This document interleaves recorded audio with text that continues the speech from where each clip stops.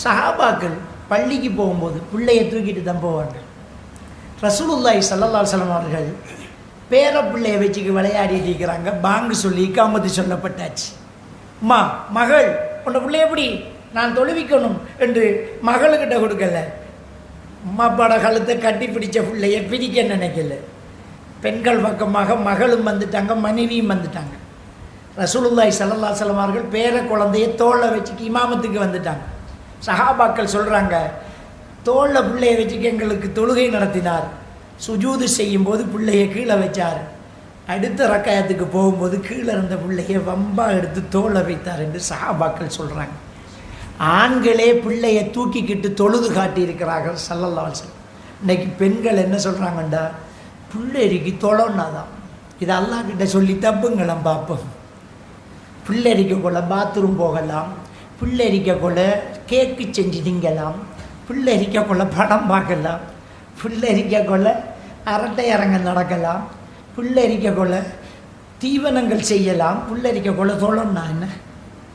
தொழுறதுக்கு இடம் இல்லையாம். எல்லா இடமும் சூவா ஒரு 4 சூ அப்படியே உடைச்சென்ன. ஒரு சோபா செட்டு வேண்டிக்கு அந்த மாப்பிள்ளை இடம் ஒன்று தான் நான் வரும். ஒரு முசல்லா போகிறதுக்கு உனக்கு இடம் இல்லையா? அப்பப்போ சிறுநீர் கழிக்கும் போது ஆம்பளை பிள்ளையாண்டா தண்ணியை தொளிச்சிக்கிட்டே இருந்தால் உடுப்பு மாற்ற தேவையில்லை, அதோ உடுப்போட தொழலாம். பெண் பிள்ளையாக இருந்தால் அவர்கிட்ட கொஞ்சம் தண்ணியை கொட்டி விட்டு அதே உடுப்போட தொழலாம். தொழுகையில் பொடுபோக்காக இருக்கக்கூடாது. சில பெண்கள் பிரசவம் நடந்தாலும் 40 நாளை பிறகு தான் தொழுகிறது. இதுலேயே நம்ம மார்க்கத்தை படிக்காமல் இருக்கிறோம். 40 நாளைக்கு பெருந்தொடக்கம், 40 நாளை பிறகு தான் தொழுகிறது. அதுலேயும் என்னென்னா, வீடு கழுவி, வீட்டில் உள்ள குத்தி பலகை கழுவி, திருவிழா குத்தி கழுவி, மாத விலக்கு திருவிலைக்கு வந்தா உனக்கு வந்தா எப்போ தொடக்கு நிற்கிதோ அப்போ குளிச்சுக்கிட்டு தொழணும். சில பெண்களுக்கு 10 நாளையில் நிற்கும், 15 நாளையில் நிற்கும், 40 நாள் 6 கொண்டு அந்த சட்டம். தொழுகையில் பொடுபோக்காக இருக்கக்கூடாது, தொழுகையில் பேணுதலாக இருக்கணும். பிள்ளைகளை வச்சு கொண்டு தொழணும். பிள்ளைகளை ஆண்கள் என்ன செய்யணும்? பள்ளிக்கு கொண்டு வரணும். அந்த பிள்ளை பழகணும்.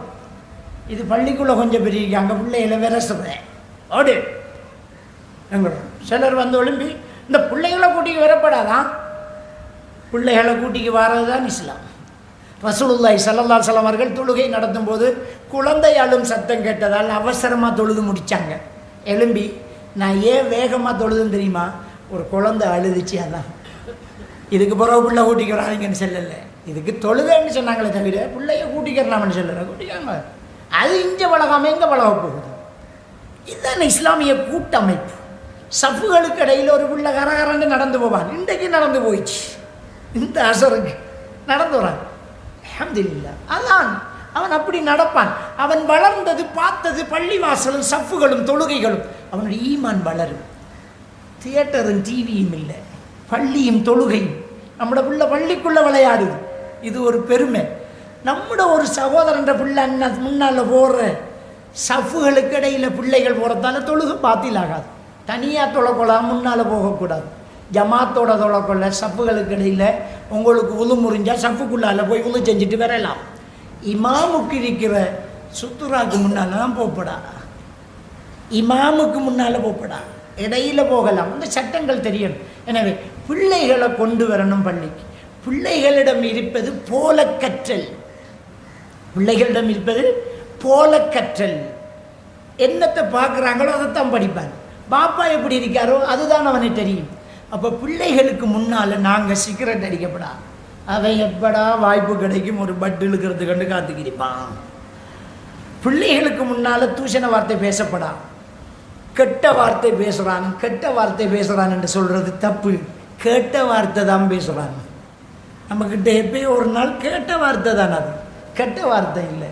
பிள்ளைகளுக்கு முன்னால் நல்ல வார்த்தை பேசி சலாம் சொல்லி பழகி 4 நல்ல முடிவுகளை எடுத்து பள்ளிக்கும் கொண்டு போய் பிள்ளைகளோட பழகும்போது பிள்ளைகளுடைய மன வளர்ச்சி உயரும். இது சுவனம் செல்லும் குடும்பம்.